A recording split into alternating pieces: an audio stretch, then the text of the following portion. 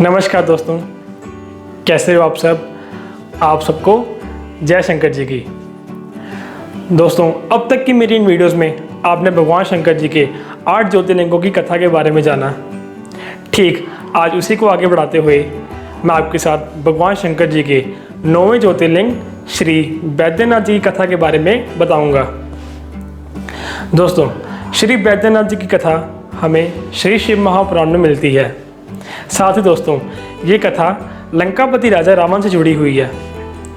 श्री शिव महापुराण के अनुसार ये ज्योतिर्लिंग झारखंड के देवगढ़ में स्थित है। और इस ज्योतिर्लिंग की कथा कुछ इस प्रकार है कि दोस्तों, एक समय लंकापति राजा रावण भगवान शंकर जी को प्रसन्न करने के लिए कैलाश पर्वत की ओर गए। लंकापति ने कैलाश पर्वत पर कई वर्षों तक तपस्या की, परंतु उनकी तपस्या से भगवान शंकर प्रसन्न नहीं हुए और उन्हें दर्शन नहीं दिए। परंतु लंकापति उनके दर्शन की कामना के लिए वहाँ एक और तपस्या की। लंकापति ने वहाँ एक हवन कुंड का निर्माण किया और एक एक कर अपने 9 मस्तकों की उस हवन कुंड में आहुति दे दी। जैसे ही दशरथ अपना 10वां मस्तक काटकर उस हवन कुंड में डालने लगे, तभी वहाँ भगवान शंकर जी प्रकट हो गए और दशरथ को उनके 9 मस्तक पुनः प्रदान किए और कहा कि हे लंकेश, मैं तुम्हारी इस तपस्या से प्रसन्न हूँ, तुम कोई उत्तम वर मांगो। तब राजा रावण ने भगवान शंकर जी से कहा कि आप मुझे अतुल बल का वरदान दीजिए। तब भगवान शंकर जी ने उन्हें अतुल बल का वरदान दिया। दोस्तों, भगवान शंकर जी को प्रसन्न देख लंकापति रावण ने भगवान शंकर जी से प्रार्थना की कि हे प्रभु, मैं आपको अपने साथ लंका ले जाना चाहता हूँ, कृपया आप मेरी इस प्रार्थना को स्वीकार करें। शंकर जी ने विचार कर रावण से कहा कि यदि तुम्हारी यही इच्छा है तो तुम मेरे शिवलिंग को अपने साथ लंका नगरी ले जाओ, परंतु इस बात का ध्यान रहे कि यदि तुम रास्ते में इस शिवलिंग को भूमि पर रख दोगे तो ये शिवलिंग सदा के लिए उस स्थान पर स्थापित हो जाएगा।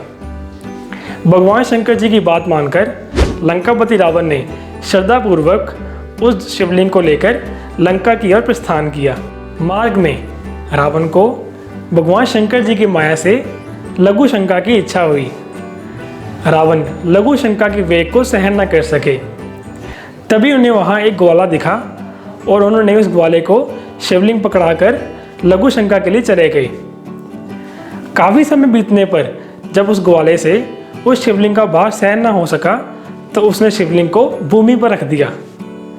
रावण जब निवृत्त हो वापस आए तो उन्होंने शिवलिंग को भूमि पर देखा। रावण ने पूरी शक्ति लगाकर उस शिवलिंग को वहाँ से उठाने की कोशिश की, परंतु वो शिवलिंग भगवान शंकर जी की माया से वहाँ से नहीं हिला। तब दोस्तों, भगवान शंकर जी की ये लीला को जान लंकापति रावण ने उस शिवलिंग की उस स्थान पर विधिवत पूजा अर्चना की और वो शिवलिंग भगवान शंकर जी की महिमा से बैद्यनाथ ज्योतिर्लिंग के नाम से विख्यात हुआ।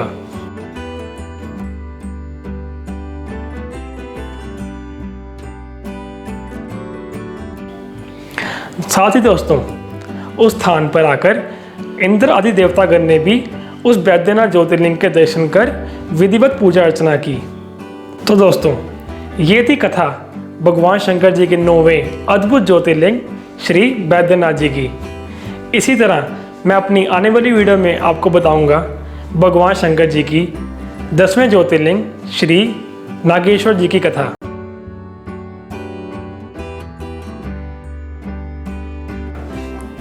तो दोस्तों, अगर आपको मेरी वीडियो पसंद आई तो प्लीज़ वीडियो को लाइक, शेयर, कमेंट करें और अगर चैनल पर नए हैं तो प्लीज़ चैनल को सब्सक्राइब करें और नीचे दिए गए बेल आइकन को प्रेस करें ताकि मेरी हर वीडियो की नोटिफिकेशन आपको सबसे पहले मिले।